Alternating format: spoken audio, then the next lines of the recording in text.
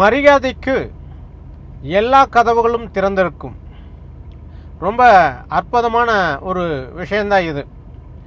உண்மையிலேயே ஆச்சரியப்படக்கூடிய விஷயந்தான் இது.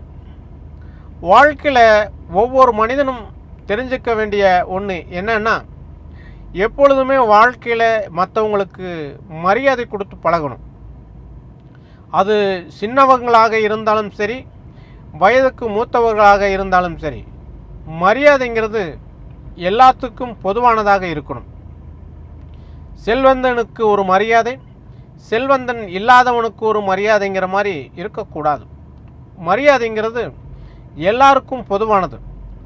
அது எப்படி இருக்கணும் அப்படின்னு சொன்னால், ரொம்ப கனிவோடு இருக்கணும், ரொம்ப அன்போடு இருக்கணும். இந்த கனிவும் அன்பு கலந்த மரியாதை இருக்கு இல்லையா, அது ஒரு மனிதனை மிகவும் சந்தோஷமாக வச்சிட்ருக்குங்கிறது தான் உண்மை.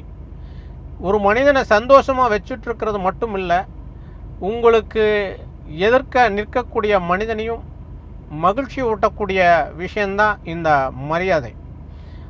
ஆகையால் எப்பொழுதுமே நீங்கள் மற்றவர்களிடம் பழகும்போது மரியாதையோடு பழக வேண்டும். அது மட்டுமல்ல, அன்போடு கலந்த மரியாதை இருக்க வேண்டும். பொதுவாக மரியாதை மட்டும் கொடுத்தால் அது சுவாரஸ்யமாக இருக்காது. அன்பு கலக்கும் போது மட்டுமே அதில் உண்மையான மரியாதை இருக்கும் என்பதுதான் உண்மை. ஆகையால் நீங்கள் எப்பொழுதும் மரியாதையாக மற்றவர்களிடம் நடந்து கொண்டால் நீங்கள் எல்லோருடைய வீட்டு பிள்ளையாக இந்த சமுதாயத்தில் வாழ முடியும். எல்லோருடைய கதவும் உங்களுக்காக திறந்திருக்கும் என்பதுதான் உண்மை. ஆகையால் எப்பொழுதும் மற்றவர்களிடம் பழகும்போது குடும்பத்தில் ஒருவரை போல் பழக கற்றுக்கொள்ள வேண்டும்.